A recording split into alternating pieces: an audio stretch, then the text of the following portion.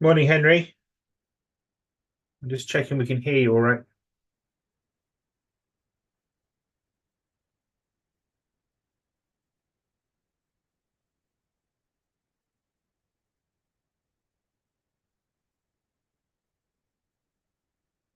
Morning, Henry. Just checking we can hear you all right.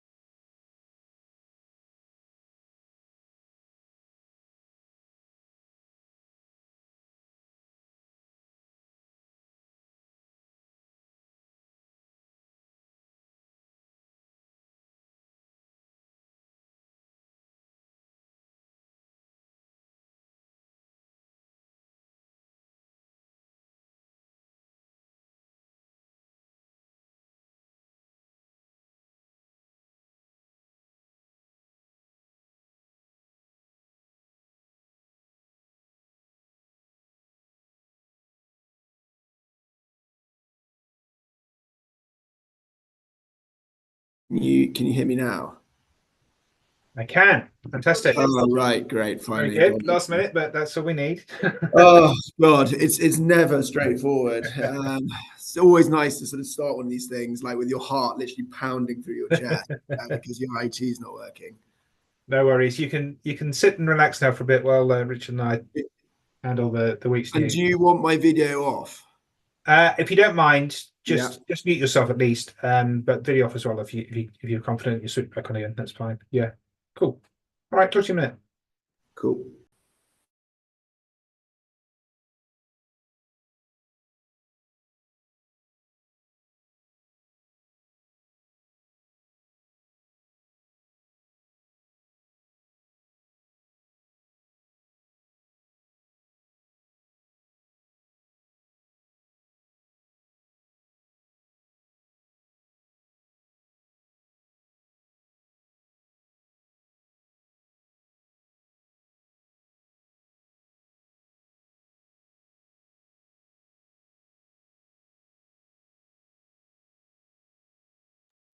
Okay, there are more people joining, but I think we may as well just get going.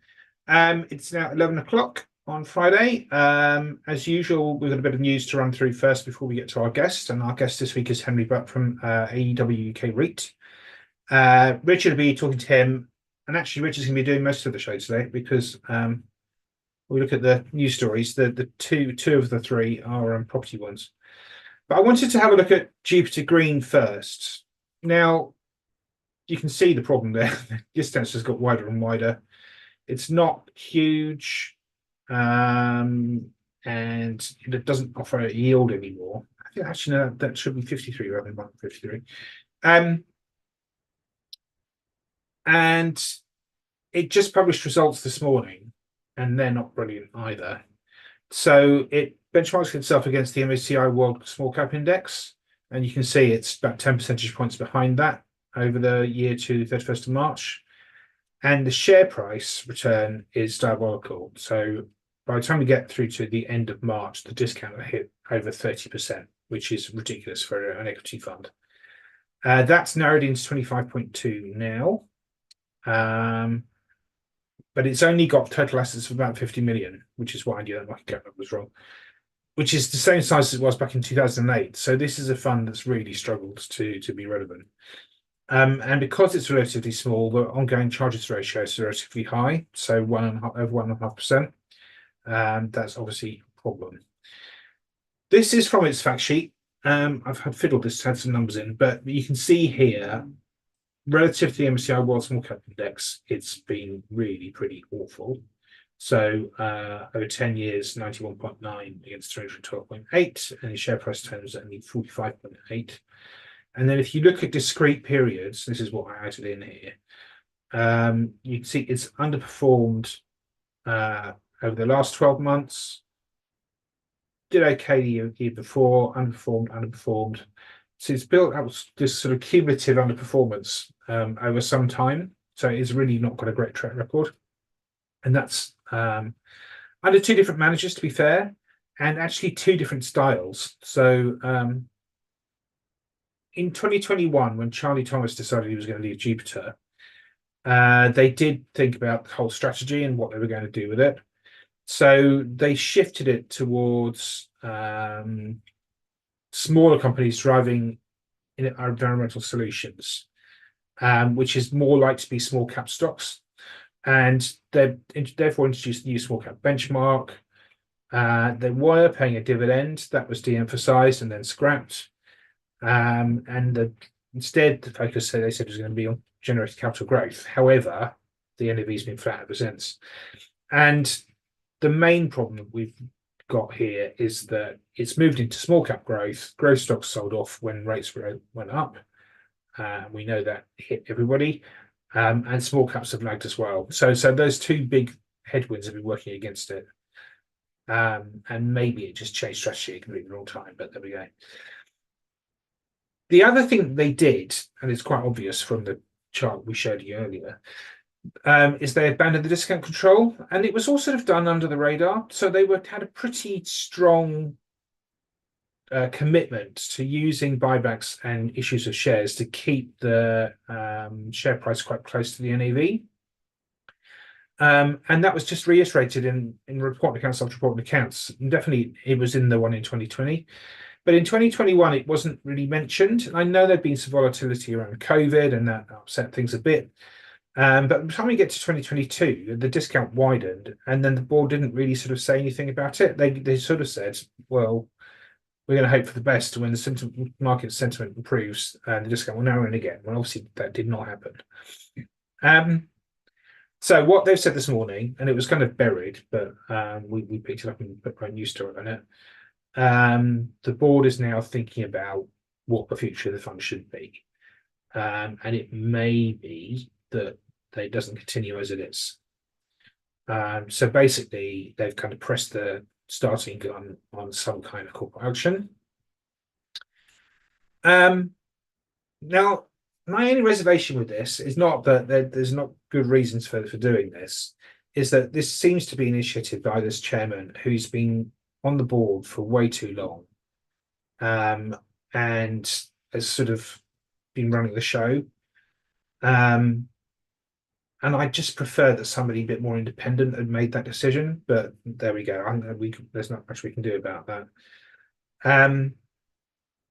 He's actually said in this report that he's not going to go again this year, and neither is the chair of the audit committee. And the reason cited is saying, well, it might be quite hard to hire somebody just to manage the run off of the company if that's what we decide to do. But obviously, all of this is still up in the air. And there are no shortage of people that are prepared to do their short-term jobs. But there we go. That's not going to happen.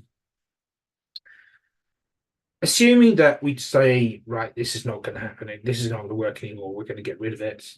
The most obvious thing to do is just to roll it into impacts. And there are lots of good reasons for doing that. So firstly, impacts, although it's on a discount, and we'd rather it wasn't a discount, does trade at a much tighter discount, so about 10%. So you get an immediate share price uplift if they did that.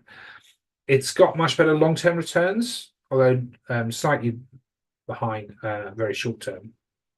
So, but you can see that over 10 years, it's almost double the return of JGC. Obviously, because it's a much bigger fund, much lower ongoing charges, and it's far more liquid, so it's well over $1 billion market cap, even on the 10% discount, and the fact that it's been to buy back stock.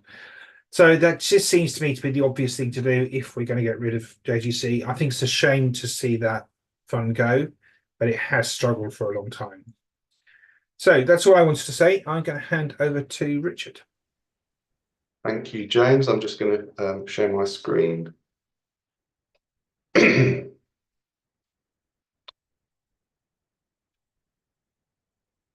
Okay, so yeah, so a couple of stories, big stories here from the real estate sector.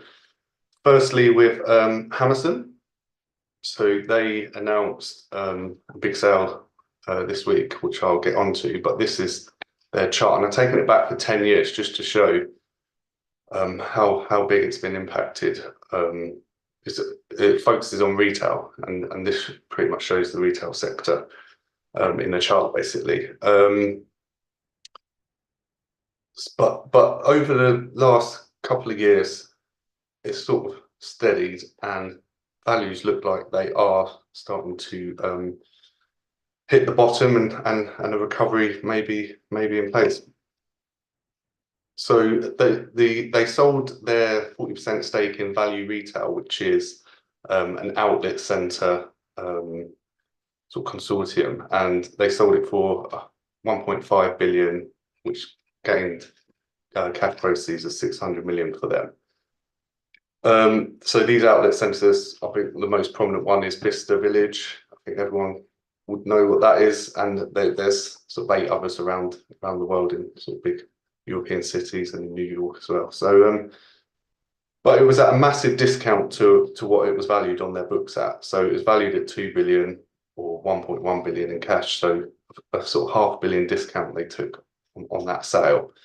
And they said that's justified because, I mean, it was such a complex structure. It's very illiquid, and it was very yield diluted for them as well, sort of 2% yield. So they've taken this decision to sell now, take the cash, and they're going to recycle that cash into higher yielding stuff. So, but first of all, they're going to reduce their debt to bring that down to 23% LTV, which is a good thing. And then yeah, reinvest into their core markets, which is shopping centres around sort of the UK, France, and Ireland, at much higher yields. So if you compare that sort of 2-3% yield in the Value Retail compared to what they can get in UK shopping centres, especially within their own portfolio. So a lot of their stuff is they've sold stakes into JV partners. They'll look to sort of buy those back and take 100% control, and they'll look to invest in sort of refurbishing and repurposing their assets that they've got at the moment to at a much higher yield. And they're also going to return money back to shareholders via a buyback of about 10% of their market cap, which is quite punchy. So that's all good news. So this is Hammerson Shopping Centre, so worth 2.6 billion. And like I said earlier, there seems to be a signs of a reset in the retail sector after sort of probably about 10 years of decline. So within their own portfolio, values rose for the first time in almost a decade in their UK and France assets, and they're also seeing positive rental reversion. So that means if they were to reset all their rents at today's values, it would be a lot higher than what they've got at the moment. So that's the first time they're seeing that since 2018, which is good news. So that shows as those leases come to an end, they can renegotiate them or bring new people on higher rents. So rental growth looks like it's coming again for the first time in a long time, which is good. And they also talk about the large retailers also having a focus on sort of best in class assets and best locations as well. And that's happening, that's coming through in their portfolio, which also will lead to rental tension and hopefully higher rents. So I think it's a good thing. Obviously, a massive valuation hit, which affected their NAV, which went down massively, but it's a good thing to get this off their books and start redeploying into high yielding stuff and returns going up. The other one I wanted to talk about was Unite Students. This week they raised 450 million in a placing. You see there, a little bit of that was from retail investors as well, which is good. It was done at a 2.6% discount to the closing price and a 7% discount to their NAV. And with these proceeds, it gives them firepower of about 700 million, which they expect to get away pretty quickly in the next 6 months. So they're quite detailed in what they're going to do with the money. So they're going to acquire 7 assets from its open-ended fund, which they have a stake in, and sell a couple of their current assets into that structure as well. So a net investment of 170 million. And they've sort of outlined 45 million of asset management enhancing capex, which will generate a yield of 5.9%. Then 70 million is going to go into fund their Newcastle development at a 7.3% yield, which is good. Another 200 into committed developments in Bristol and Glasgow, and 2 other further developments down the line, which will cost another 380 million. And I think people are excited about this because of the strong dynamics in that sector, really. So, I mean, if you look at sort of the more macro stuff, student numbers, sort of 18-year-olds by 2030 is going to go up by 16%. So that should feed through into more sort of UK applicants to universities. International demand is as well, 3% growth since before the pandemic. And there's a massive supply and demand imbalance. So student accommodation supply is down 60% pre-pandemic levels, and because of sort of well, not new, but tax changes and things like that, houses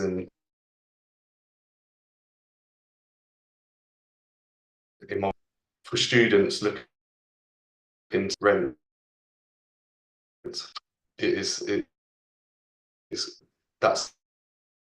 a big sort of rental growth. I think that is everything I want to talk about. So we can get Henry on. Unmute yourself, Henry. Morning, Richard. Hi, how are you?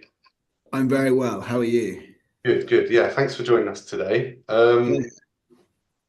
So, as we normally do with our guests, it'd be good for you just to, and I know you've provided a few slides, just to introduce the fund, and then we'll go into questions. So I'll hand over to you. Thank you. Well, I'll start by introducing myself. So I'm Henry Butt. I am the assistant portfolio manager for AEW. I work alongside Laura Elkin, who's the portfolio manager. Laura is currently off on maternity leave and will be back with us in February. So I'm in the hot seat for the time being, stepping in as interim portfolio manager, caretaker manager, so to speak. So you've got me rather than Laura this morning.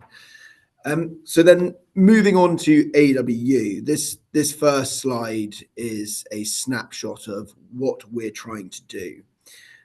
High income and actively managed. That is a very important brief sentence, which in a nutshell is what we're doing. We are looking to typically buy higher yielding properties with net initial yields in excess of 7%, but typically we would be looking to buy things starting with an 8% net initial yield with reversionary potential, so looking to capture rental growth. And we are capturing that rental growth through asset management, hence the second part of this brief sentence being actively managed.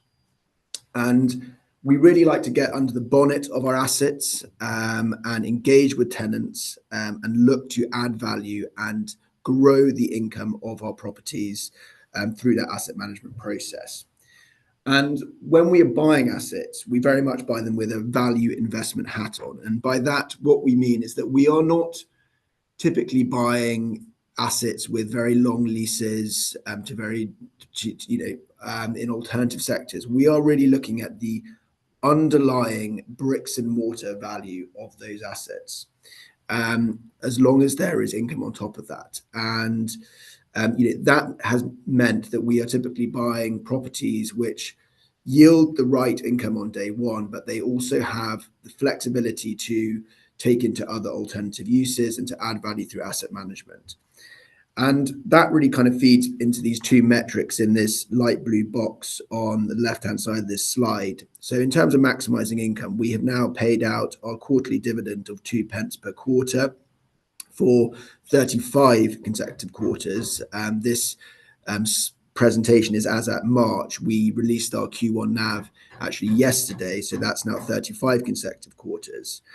And as of March this year, we have an annualized 8.9% 5-year total property return. So that is the metric which is really sort of illustrating the property returns that we're getting from the asset management, obviously collecting this higher income. And we are outperforming the benchmark that we compete against by 6.8%. And I think what enables us to really perform as strongly as this is that we are unconstrained by sector. So we are sector agnostic. So by that, the sort of common theme at the moment is a lot of investors are quite twitchy and don't feel very confident in the office sector, for example. So we'll be selling out of that sector. Conversely, investors will be investing into the industrial sector, which has performed very well over the past couple of years, especially in the post-COVID era. We don't follow the herd, and we look at properties on a case-by-case basis, which touches on what I've already said, is that we will look at each property and look at its property fundamentals, its location. We will break back the value on a cap val per square foot. We will look at the tenants, the asset management opportunities, and we will compare what that asset is on day one and what it is as kind of a plan A in relation to what plan B might be, whether that be getting vacant possession and selling to an owner-occupier, or moving into an alternative use, for example, residential or student or life sciences, which we did on an office a couple of years back. So just moving on to this investment criteria, much of which I've already touched on, is actually the same slide. And apologies, Richard. Just touching on a few of these, we typically buy UK core plus commercial property, strong commercial locations with low levels of supply, net initial yields, as I said, 7 to 10%. And then these next two bullet points are quite important to us. Low book values of £72 a square foot. Now that is the £72 a square foot is the existing portfolio. Now, why that metric is really important is because if you compare that alongside what it would cost to build properties, i.e., it would cost you in excess of £100 a square foot to build retail warehousing or to build an industrial unit. It would cost you in excess of £200 a square foot to build offices or residential or a hotel. So the existing portfolio, relatively speaking, has an average book value of £72 a square foot, and it's yielding a net initial yield of 8% on top. So, that means our portfolio is fantastically positioned. We've got all this income, but on top of what is a relatively low cap val per square foot.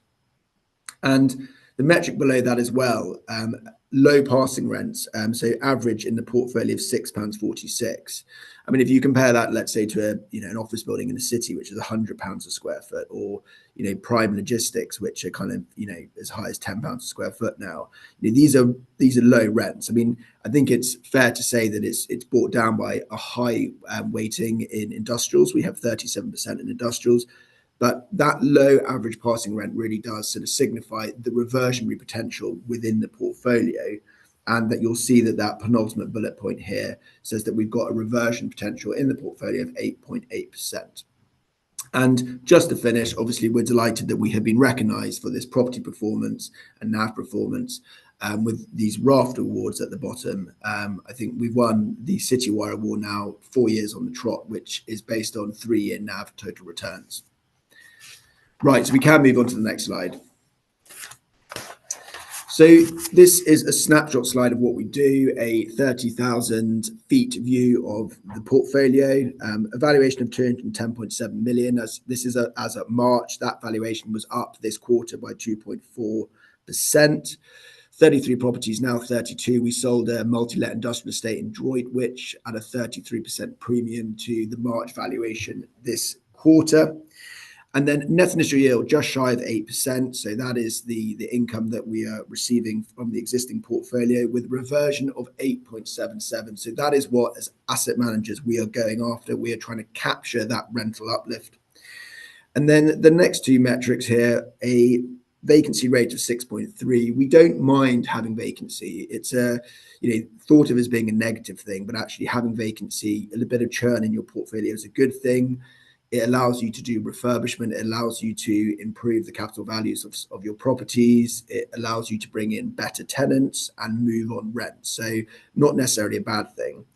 And the WALT, which is the weighted average unexpired lease term, 4.3 years to break and 5.6 to expiry. We like this. It's shorter than what you might typically find. It gives us the ability to engage with our tenants, and lease events are seen as an opportunity rather than a risk to the company, because it allows us, as I say, to move on rents, extend lease terms, etc., etc. In terms of the debt, we like to blow our trumpet here. We've got a £60 million debt facility. We locked this in at 2.96%, and we've got that rate until May 27. We're very fortunate at AEW that we have an in-house debt team who have their finger very much on the pulse with regards to the debt markets, and they recommended to us that we refinance a year ahead of our previous facility with RBSI expiring. We did that, and we locked in a new 5-year term with AgFe at 2.96%, which is obviously very favourably positioned with what's going on elsewhere in the market. With regards to our NAV, a NAV of 162.75 million, breaking back to 102.7 pence per share as at March. Our NAV total return for the June period was up 5.04, so that's moved on since. And our share price has been trading around 90 pence, which is around a sort of 16% discount, but that is based on 86. That discount has moved in more recently, with is trading around 90 pence. In terms of property performance, I've touched on this, but the most important metric here is 8.9% 3 and 5 year property total return. We are specialist asset managers, so we're delighted by those figures, and obviously that feeds into the 5-year annualized NAV total return of 8.6. And then just to finish, these two pie charts on the right-hand side, the most important one really here is the sector split. We're 37% in industrial and 37% in retail, which is split into retail warehousing and high street retail. It's probably important to say that this is very much organic. We don't ever say we'd like to increase our exposure to a certain sector. It is what it is based on the opportunities that we see in the market and when we buy them. Move on to the next slide. So yeah, this is a pretty important slide to us. There's obviously been a lot of chat about earnings and dividend cover, and this is our sort of journey to sort of moving our cover and earnings back to the 2 pence per quarter. We had a period at sort of 18 months, 2 years ago, where we sold out some quite chunky properties, and we had about £40 million worth of disposals, and those disposals were in assets where we had actually quite high vacancy, because we had to take them to high vacancy to achieve the asset management goal, which was essentially selling them as alternative uses. So we sold an office park in Oxford to a life sciences buyer, and an office in Glasgow to a student developer. But what the general theme really has been over the course of the past 2 years is selling out of lower yielding assets, whether those be vacant possession ones, because there's an alternative use play on the table, or lower yielding industrial assets, and reinvesting that money into high yielding assets. So as an example, we sold an industrial unit in Milton Keynes for a 6.3% net initial yield. We sold an industrial unit in Deeside to an owner occupier, which was vacant, and we sold 2 industrial buildings in Yorkshire for a blended net initial yield of 6.2%. So we're selling things essentially which are either vacant or yielding low sixes, and we're reinvesting that into properties like we've bought 2 properties in Bath off an 8.5% net initial yield and 8%. We bought a multi-story car park in York off a net initial yield of 9.3. So we are selling out of things in the low sixes, and we're reinvesting that into things north of 8%, which has helped us build our earnings over the past year plus. If Move on to the next slide. So this just looks at our dividend cover, 91% dividend cover since inception. We like to sort of emphasize the total return theme of AEW. You know, as I say, we are asset managers, and therefore, you know, obviously earnings and income is very important, but we obviously like to add value. And we obviously have a track record of selling out of properties and crystallizing significant profits. And we are able to top up our dividend with those profits, which nicely moves me on to the next slide, which kind of illustrates this. So we've got a 38% average sale to purchase price premium on all the assets we've sold since fruition. I mentioned earlier that we actually sold an industrial estate at 33% above the March valuation in this quarter just reported. But just touching on a few of these, if you look at the bar, which is the Oxford, which sticks out like a sore thumb, just an example, we bought this for 8.2 million, yielding is 9.4%, and we ended up selling it for 29 million. So a significant profit. And that was the asset management taking it from a more bog standard office use into a life sciences and medical use. Rather than actually carrying out refurbishments, we decided to sell this one because there was a huge weight of money chasing the sector at the time. Looking at the property we sold in Corby, we bought that for 12.4, net initial yield of 10%. So you can see, giving us the income, we sold it for 18.8 to an owner occupier. The office in Solihull, we bought that for 5.4, off a net initial yield of 11%, and sold that for 10.5. So we are basically buying properties which are high yielding. We are asset managing them and selling them off lower yields and crystallizing some significant asset management profits, which have enabled us to top up our dividend as and when we want to. Move on to the next slide. This is a very strong slide. It's probably my favorite because it really shows our performance in comparison to our peer group in terms of our total return. And it's even more pleasing to see that more recently our return is moving further apart from our peers. But I think the most important thing to sort of say here is you can see that our performance really starts to sort of break away from the peer group in June 2019. Now, I mentioned earlier on us having a shorter weighted average unexpired lease term to break an expiry. So therefore, it's not surprising that our performance moves away after about 4 years, because we're typically buying properties which have lease events 4 years in. So that is where we can obviously, as I say, engage with tenants and add value. So it's not surprising that that's when our performance starts to move away, because we are doing the asset management. I think it's probably also worth noting that we have a 37% weighting to industrial. We did have a higher weighting to industrial back in June 19, and obviously that sector performed very well at this point in time, set against the backdrop of COVID and the growth of e-retailing and logistics. But yeah, a 5-year annualized NAV total return of 8.6, which we're very proud about, and we hope that theme will continue going forward. So this next slide, apologies, it's a bit of a sort of jumble of lots of reds and greens, but just to sort of summarize it, we have the highest share price total return of our peers over 5 years, the second highest over 3 years share price total return. But actually moving to the box on the right-hand side, you will see that we have the highest NAV total return for 5, 3, and 1 years. So we are, obviously very proud to have that very strong performance against these peers here.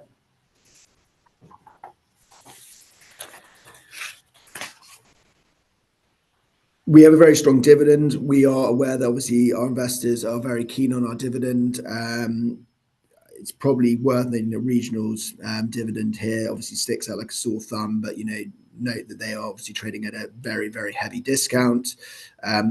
We are at 9.3. This is as at March. Obviously our share price has improved a bit there, so that yield has hardened a little bit, but a very strong yield, and something that we are obviously proud about. In terms of our property return, Zane, I don't want to sound like a broken record, but 8.9% over 3 and 5 years, which is 6.2% outperformance against the benchmark. I think this is a very strong graph, 9.1% as of 7 years. And obviously, we're moving towards a 10-year track record. So yeah, this just shows our property performance in comparison to the benchmark, which, as you can see, is significantly stronger. And then this slide just breaks down that slide on a sector by sector basis. As you can see, strong outperformance. It's worth noting. You can see the income return is quite significant here. I think it really does sort of show how important rent is, obviously, as a property investment. That so often people can get everyone's looking at adding value and what they can buy a property for, what can sell it for. But the income obviously is the lifeblood of what we do in the property sector, and especially for this strategy. So I've got a few slides here which just sort of show just a few sort of asset management things that we have been working on. If you kind of follow our NAV announcements and our investor meet company presentations, you're probably sick to death of hearing us talk about Central Six and Coventry. But this is a property which really kind of illustrates what we do as asset managers. We bought this property for £16.4 million a couple of years ago, and it had 24% vacancy. And since we have bought it, we have now got it fully let. We have bought in Aldi and Iceland, so a wider variety of uses. And we've grown the income by just shy of about £500,000. So I think that really sort of portrays what we're trying to do at AEW. A lot of asset management. It was actually sold by an institution who didn't really have the appetite to do this asset management on what is probably a smaller lot size for a larger institution. We were very happy to sort of get under the bonnet, hit the ground running here, and let up these units. And I think it really kind of touches on retail warehousing as a sector. We like retail warehousing because it's kind of well located in peripheral urban edges. If this was to fail as an investment, you could probably flatten it and move it into a residential site, or you could convert these purpose-built units into last mile logistics or trade counter. And this property has fared really well. There was a relaxing of the planning use class system, which enabled landlords to bring in a wider variety of tenants. And it very much kind of feeds into the whole derived demand theme, whereby if the footfall increases, you get a wider variety of tenants, rents increase, and that all kind of feeds into investment performance. So a property that we've, as I say, been very busy on over the last 2 years, and glad to have it now fully let. This is a property that we hold in Rotherham. The reason why I like talking about this property is because not only does it show the reversionary potential, we moved on the rent here by about 50% when the unit fell vacant, which again, we say we don't mind it when tenants vacate, because it gives us the ability to move rents on and bring in new tenants. But what I like about this property, other than obviously pushing on the rent and enhancing the value, is that when we did this letting, we spent money on the roof, and by doing that, we improved the environmental performance of the asset. And people talk to us about ESG and EPCs and minimum energy efficient standards. I think, given that we have a shorter weighted average unexpired lease term, it means that we can engage with tenants, and when we do these lease events, we have the ability to improve the environmental performance of our assets. And this is a classic example of that. Had this property been let for 15 years, we wouldn't have had the ability to do that, but we got it back, we moved on the rent, we enhanced the value, we got in a good tenant, and we improved the environmental performance. So everything that we're looking really to do.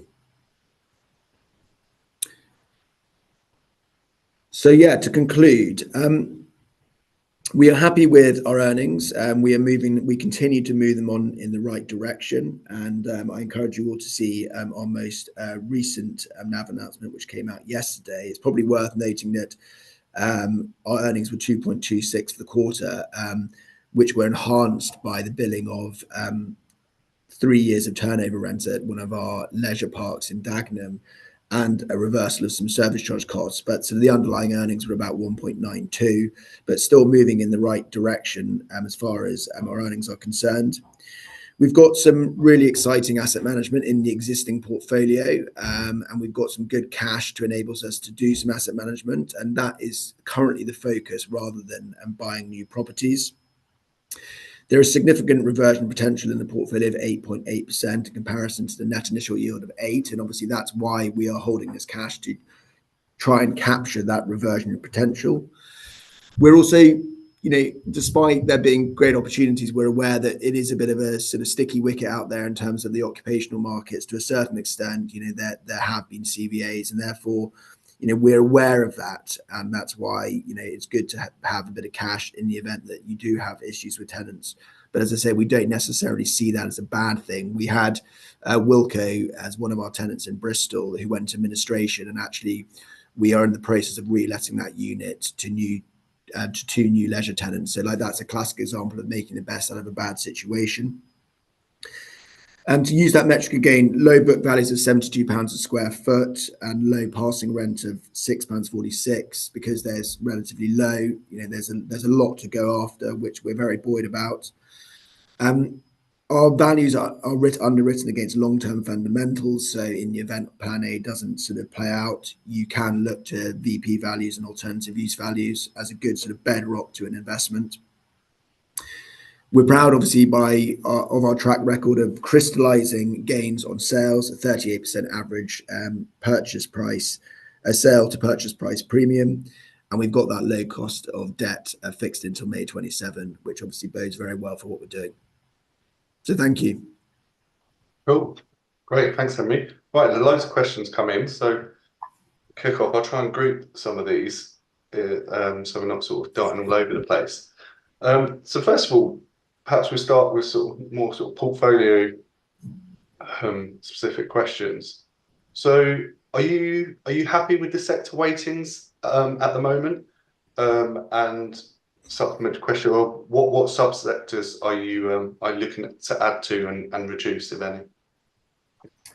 Well, as I said, we are sector agnostic, and it's very organic.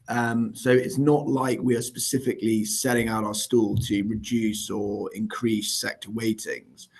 I think when I was talking about earnings, there was this sort of bit of a common theme that we were selling out of lower yielding assets, and those typically tend to be in the industrial space. And it's probably worth noting that our industrial weighting has fallen over the past sort of 18 months from about 60% to about 40, just shy of 40%. So that shows that we have been selling out of lower yielding industrials. But there are still good opportunities out there in the industrial sector. I think it's very obvious that the heaviest mispricing at the moment is in the office sector. So there's some potentially exciting opportunities to go after there because we say we're value investors. There's going to be a lot of value in offices at the moment. However, I'm aware that not only sort of is the office sector suffering because of kind of the post-COVID era where people are less keen to go into the office and people are working from home more, but also we've obviously been through a period of hyperinflation, and the cost of refurbishing offices has just gone through the roof. And there's the ESG pressures of offices now as well. So I'm a little bit twitchy about taking on offices where there would be quite heavy capex. But as I said, I think in general, the sector weighting will probably stay quite similar. I mean, in terms of, as I say, buying opportunities, I would say that they probably are in the sort of larger blocks of mixed use retail, high street retail offices in good cities. We bought a couple of assets in Bath, and we bought a next in Bromley. So those types of properties. So I think that the weighting in retail might actually go up a bit, and I think that the weighting industrial might come down as we decide to sell some assets where we've enhanced the value from the point of purchase. Yeah, no, that all makes sense. So with the office sector, it's interesting to hear what you said there. So that is obviously we've seen what's happened at regional REITs, and obviously sentiment towards the office sector. Where do you see returns coming from in that sector now?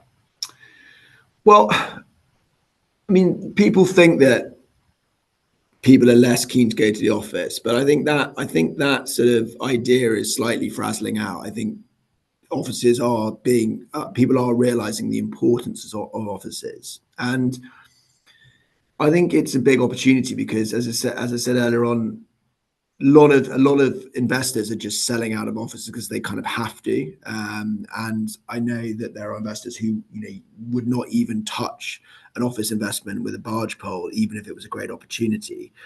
I think there are some really exciting opportunities out there in good cities like Bath and Bristol, which are well-let properties with good ESG credentials, without capex having to be spent, and they will be like high yielding because the sector just is, people just don't fancy it at the moment. So I think it's becoming, offices are becoming very much like best in class. So the ones that are well located in the good cities, well let, I think investors shouldn't be nervous about, and I think that's very much how we feel about it. But I think the days of investing in kind of out of town office parks, I'm sort of quite nervous about that. I think the problem that you have with those types of assets is that you've got high refurb costs, and also tenants aren't prepared to commit to longer lease terms. So you'll be doing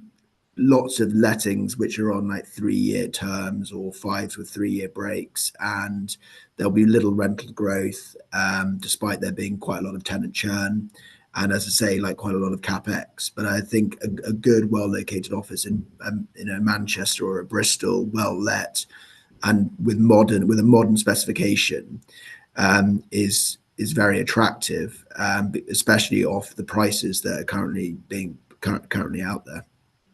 Yeah, cool. Okay, we've got a couple of asset-specific questions actually, so we'll run through those. So you recently sold the Price Busters building because of some unfavourable factors. What signs do you look for that indicate that the time was right to sell that property? Well, on that property,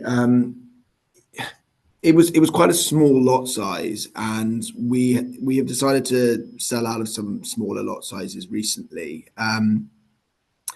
As I said, like asset management really is kind of like the beating heart of what we do. So therefore, I can see why someone said, "Well, why wouldn't you asset manage this one?" But we had Sports Direct vacating in April, and we had a significant amount of vacancy in the upper parts, and it meant that the running yield was basically falling to negative once empty rates kicked in. And we could have probably sort of rolled up our sleeves and gone after, and the next asset management initiative, which would have been trying to do something with the upper parts. It would have been very capital intensive. It would have had an impact on obviously income. And I'm going to be, very candid. We just didn't really have the appetite for that on an asset of such a small lot size. So it was one that we decided to sort of weed out of the portfolio and, focus capital we have in the bank on other asset management initiatives in larger assets, which we're going to essentially add more value. Yeah, that makes sense. Cool. So on dividend cover, when do you expect dividends to be covered by earnings? As you say, you've got sort of money to spend. Do you think that will be once you've sort of deployed that money, will be up to sort of dividend cover? Well, I'm not really prepared to sort of provide sort of a forecast, but I think that chart that I showed earlier on, shows that like we have consistently been moving in the right direction, and we have alluded into in our recent NAV announcement that there's a lot of exciting asset management going on in the portfolio, which will obviously add additional income. There is obviously the gap between our initial yield of 7.9% and our reversion of 8.8%. So, the asset management, the reversion in the portfolio shows that the earnings hopefully will be moving in the right direction back to the 2p. I think it's also worth noting that we are sort of at the bottom of a cycle, a property cycle. So there are some very exciting buying opportunities out there. And there has been a bit of a churn of properties within the portfolio over the last couple of years. That theme will continue, and we will hopefully buy some good assets which are high yielding, which will help contribute to that earnings growth going forward. I know you pay one of the highest dividends amongst your peers, but this question here, is there further scope for dividend increases due to the rental reversion? The dividend is obviously at the discretion of our board rather than us as the investment manager.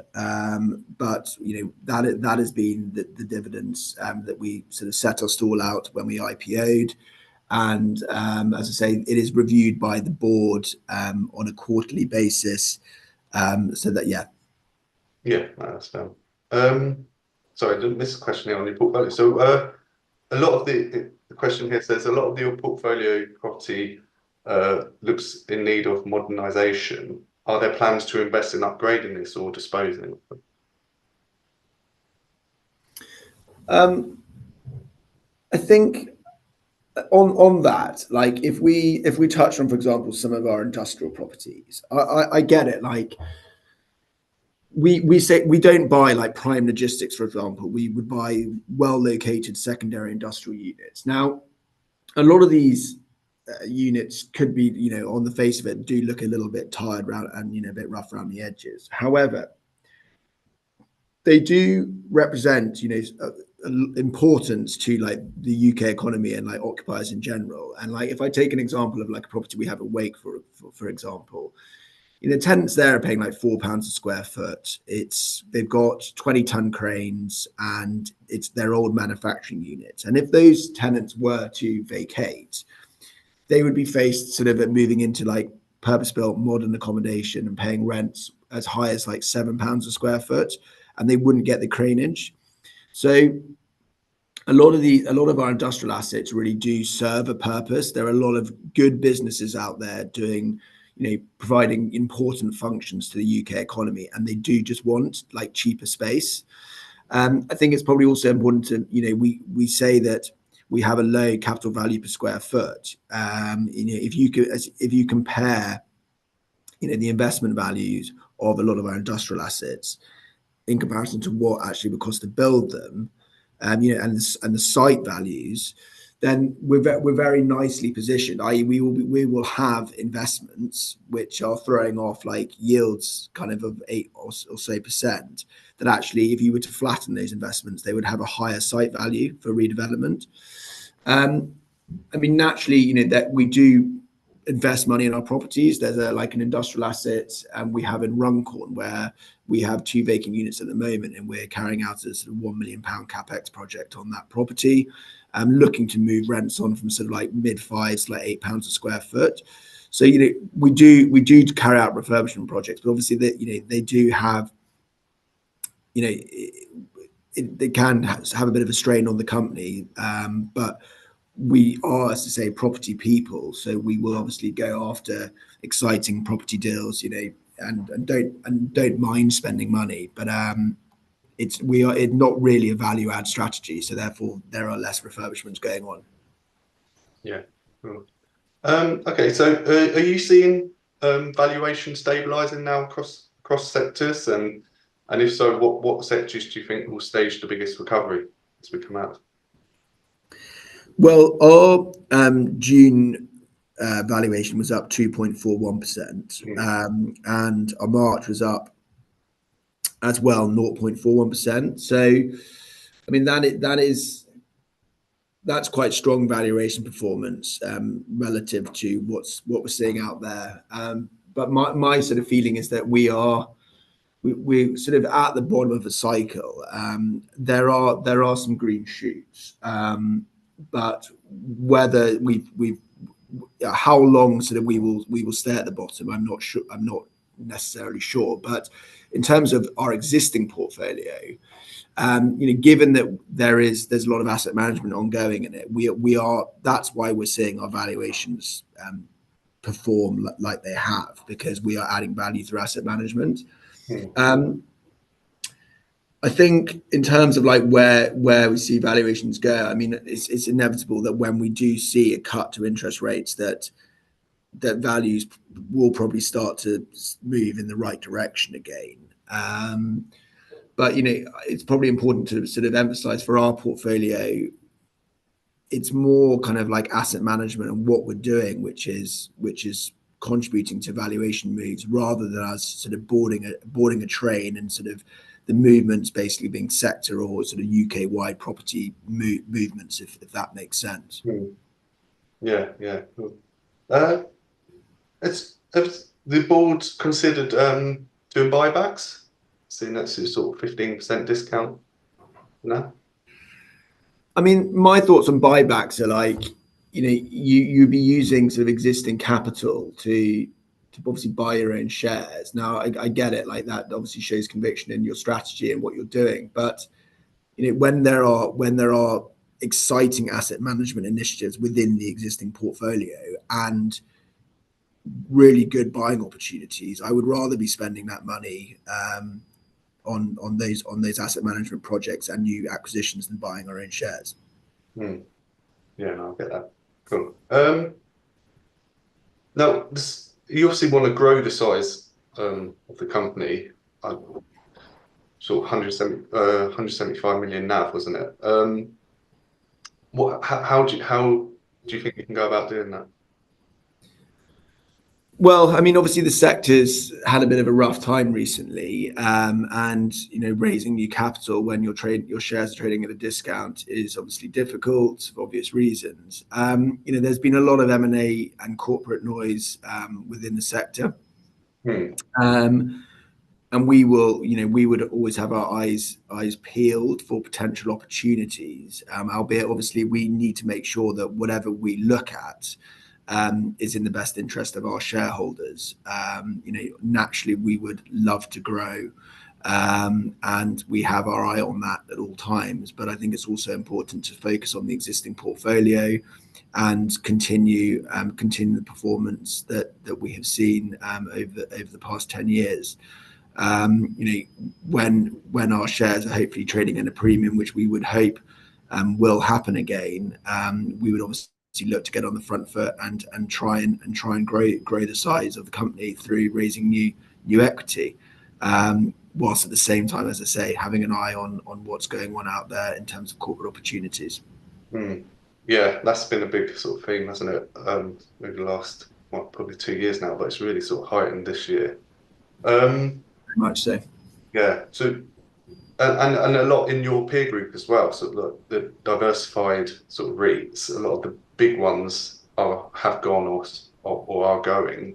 Where does that leave sort of the diversified REIT sort of sector, do you think? A lot of sort of smaller players. Well, yeah, I mean, there's been this like the significant sort of weight of money has been raised in the REIT sector into the specialist sectors, rather than a diversified.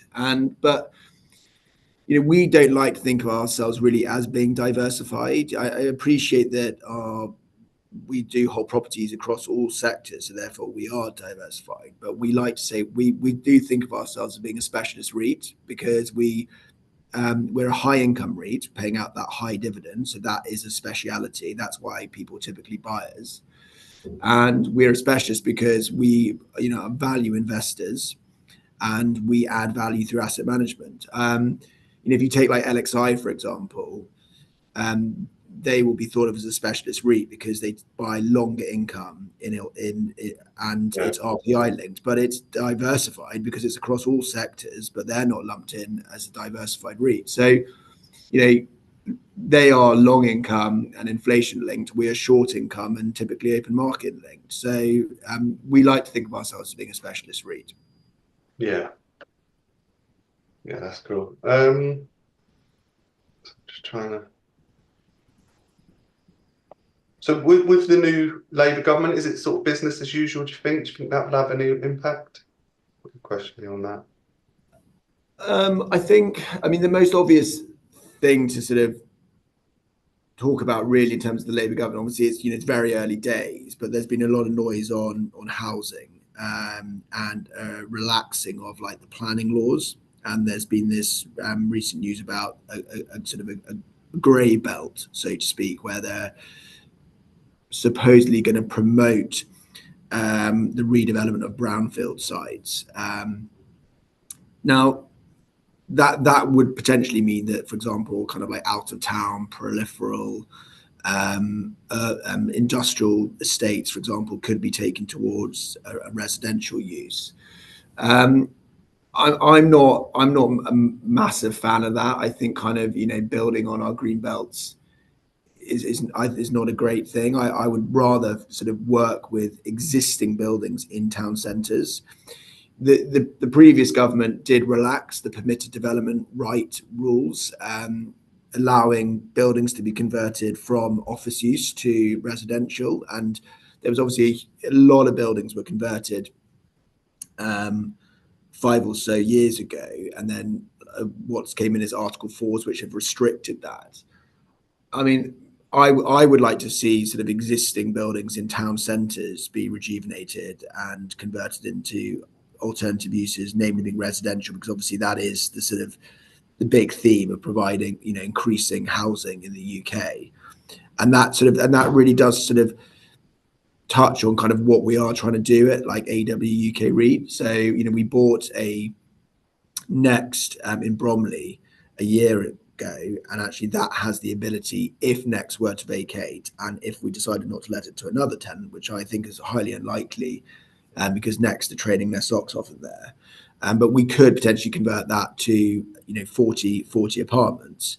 We have an office building in Gloucester where we've got permitted development consent to convert that into residential. So my hope is that that is what the Labour government will promote, the conversion of existing buildings into residential rather than new builds in our countrysides. Yeah, nice. That would make sense. Yeah, cool. I think we've got a minute or two, so maybe one last question. One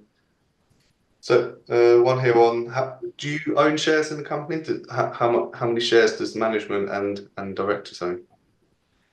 So a number of people at AEW. I think it's important to mention, obviously, AEW are the investment manager.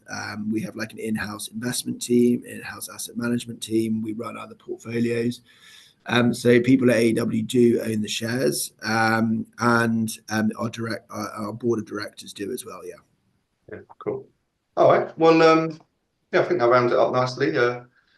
Really interesting proposition. So it's great to hear from you, and we'll see how it goes over the next sort of year or so. Thank you, Richard, and thank you, Thanks, James. Thank you, everyone, for joining. Thanks a lot. Right. So that just leaves me with the legal bit there, which you can sort of read back on playback if you need to, and then what we have lined up over the next few weeks. So as you can see there, we've got Peter Hewitt in next week from CT Managed Portfolio. And then something I just wanted to flag up for the 20th of September is our next quarterly panel show, which is going to be on the new government, new outlook. So that should be interesting. We hope to see you then for that and next week as well. Have a great weekend.